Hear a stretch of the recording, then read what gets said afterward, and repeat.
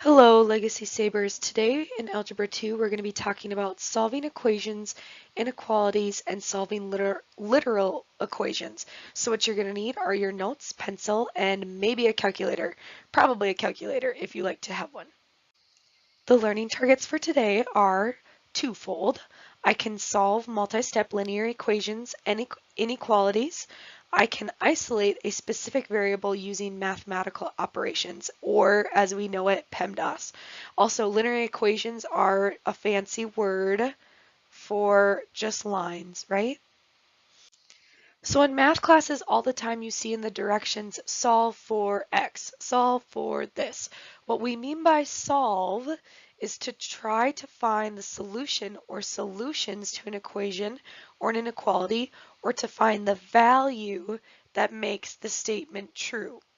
So on the left-hand side here, we have x is equal to 4, which is an actual solution to an equation, right? And then x is greater than 4 is a solution to an inequality that would make our statement or the problem given to us true. So let's do this first example in our notes. It's just solving an equation. Let's solve for x. So in my, remember, think about PEMDAS or reverse PEMDAS when we're solving. So first thing I want to do is distribute the 2 to the parentheses. 2 times x is a 2x. 2 times a negative 3 is a negative 6, all equal to 24. I'm bringing down the rest of my equation. 3x plus 2x minus 6 is equal to 24. Now I just combine like terms. We have a 3x and a 2x, which can combine to a total for 5x. Minus 6 is equal to 24. Bring down the rest of the equation. I can't combine 5x minus 6, but I can move and add 6 to both sides to get rid of this 6, right? So that leaves me with the left-hand side of just 5x equal to 24 plus 6 is a 30. And my last step is to do the opposite of multiplying here, which is divide to get that x isolated or solved for. That'll cancel into a 1x, giving us x is equal to 30 divided by 5 is 6. So that is that example. X is equal to 6. We solved for x. Now let's solve an inequality. The only difference between the last problem and this problem is this sign right here. In the last problem, in example number 1, we had an equal sign, and now we have an inequality that reads less than, right? When it's this way, it's almost making an L, so it's less than, which means this one would be greater than if we struggle with reading those inequalities. Okay, we want to solve for x, which means that we want to add 2 first to both sides. There's nothing I can combine like the last problem, so let's look to do opposite things to x. We want to add 2 to the other side to get x alone. Bring down 2/7 x is less than 10 plus 2, which is 12. I have this fraction, 2 over 7 times x less than 12. So in order to undo a fraction being multiplied by x, we could divide by this fraction, or we could multiply by the reciprocal. The reciprocal means that we are going to be switching the numerator and denominator. So the reciprocal of 2/7 will be 7/2. So on both sides we're multiplying by 7/2. 7/2 times 2/7 gives me a 1, leaving me with x on that left-hand side. We still have that less than symbol. And now on my right-hand side, I have 12, technically over 1, times the fraction 7/2. Remember when we solve a fraction times a fraction, we multiply the top times the top and the bottom times the bottom. So 12 times 7 is 84 over 1 times 2, which is 2. And we know 84 divided by 2 also is 42. So my total answer is x is less than 42. Okay, example number 3. Now we have a compound inequality, and this is an and, or if you do the symbol this way, it's an and compound inequality, which means that we have 3 parts. So we have the left-hand side, the middle, and the right-hand side. So we need to solve for x on all three sides of those inequalities. So let's look at the middle, start in the middle, right? 2x plus 4, that's where we want to start. In order to get this x alone, we want to subtract 4. But think about how with inequalities or equations, we always subtract 4 from the other side. In this compound inequality, we have technically three sides, the left, middle, and right. So we're going to subtract the 4 from all three. So we have subtract the 4 from the left, subtract the 4 from the middle, and subtract the 4 from the right. So working from left to right now, a negative 4 minus 4 is negative 8, less than, remember this canceled, 2x is all that I have left in the middle, less than 12 minus 4 is 8. So remember, we still want to get x by itself. We have a 2 being multiplied by x. Opposite of multiplying is dividing. So we want to divide by 2 on the left, middle, and the right. So in the middle, that 2 is going to go away, leaving me with x in between those inequalities or less than signs. Now working from left to right, negative 8 divided by 2 is a negative 4, and 8 divided by 2 is 4. So my final compound inequality is 4 is less than x, which is negative 4 less than x, which is less than 4. In example number 4, now we're going to be solving a compound inequality or the or compound inequality. In example number 3, we did the and now the or. So when we have an or compound inequality, all that's telling me is that I'm solving two separate inequalities. So the one on the left of the blue dotted line and the one on the right of the blue dotted line. So on the left, let's solve this inequality first. There's two ways that I can actually solve it. How I see it right away is this 2 is being multiplied by the quantity x minus 3. So I know that I can divide both sides by 2, which would get rid of this 2 on the left-hand side, leaving me with x minus 3 on the left-hand side less than or equal to 6 divided by 2, which is 3 on that right-hand side.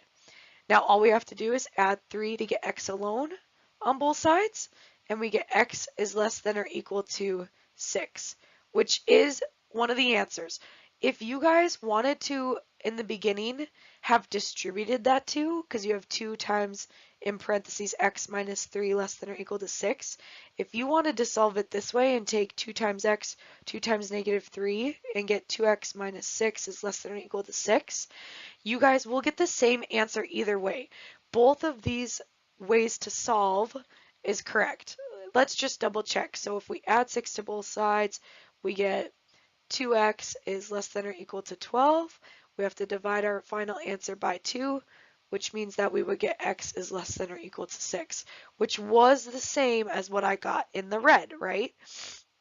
So now let's solve the equation on the right side of this blue dotted line.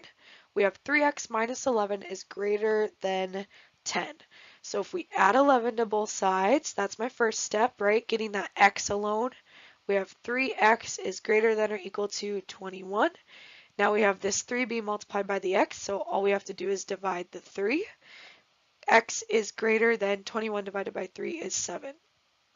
So my final answer, here I'll write it in bigger red, x less than or equal to 6 or x is greater than 7. That's my final answer. For example 5 and 6, these last two examples in our notes today, we're talking about solving for a variable in literal equations. What I mean by literal equations is more than one variable. So in the example that we're looking at in number 5, we have a y variable, an x variable, and a b variable. So we have more than one, and now right now it's solved for y, but we want to solve it for x. So we want to isolate that x in this literal equation, okay? So what we have to do first, we have this 3/4 b multiplied by x and an added b getting added to x. So reverse PEMDAS tells me I have to subtract before I can divide. So subtract that b value from both sides. Y and b are not like terms, so I can't combine that. So I'm left on the left-hand side with y minus b is equal to 3/4 x, because this b canceled. Now we have 3/4 times x. We want to get rid of that fraction, so we have to multiply by the reciprocal, which would be 4/3. And whatever we do to one side, we have to do to the other. So I'm multiplying 4/3 on the left side and the right side. Did you see how I put parentheses around y minus b? That's because we're taking the 4/3, multiplying it times the whole left side, y minus b. So let's do that on the left-hand side. If we multiply, remember, top times top over bottom times bottom, we get 4 times the quantity y minus b all over 3 times 1, which is 3, which is equal to, these cancel, to x. So you can leave your answer, sorry, we have one more step. In order to be proper, we have to distribute this 4. So that means that my final answer would be 4y minus 4b all over 3 is equal to x. So this is an acceptable answer. Or if you wanted to separate it into 4y over 3 minus 4b over 3 is equal to x, I'll take that answer too, because technically that big fraction is telling me that 4y is getting divided by 3 and that negative 4b is getting divided by 3. So I would take either answer on those. Number 6, we're still solving a literal equation, but this time we're solving for r. So we want to subtract 2x first to get r isolated, right? So we're going to subtract 2x from both sides. On the right side, it's going to cancel. P minus 2x has to stay like that because p and 2x are not like terms. One has an x on it and one has a p, right? Is equal to, now I just bring down whatever I have on my right hand side, which is 2 pi r. So 2 is getting multiplied by the pi and the r. So all we have to do now is divide both sides by 2 pi. 2 pi. Divide by 2 pi on the left and the right. And it's going to cancel on the right, leaving me with r on the right hand side. And now we have p minus 2x all over 2 pi. And what I'm going to do is, just like on the last example, number 5, I'm going to split it into two fractions, p over 2 pi and a negative 2x over 2 pi. So p divided by 2 pi minus 2x over 2 pi. Before we circle our answer, notice on this fraction, 2x over 2 pi, we can cancel these 2's. So I can even reduce it further. So I have p over 2 pi minus now x over pi is equal to r. And that, ladies and gentlemen, is my final answer for this problem. Literal equations can seem messy just because we have so many variables that we're playing with and we don't know what x was and we don't know what p was. So we're solving for r, but we're not getting back a number like we did in examples 1, 2, 3, and 4. We're getting back an algebraic expression with more variables in it. I want to thank you guys all for taking such good notes, and I shall see you soon.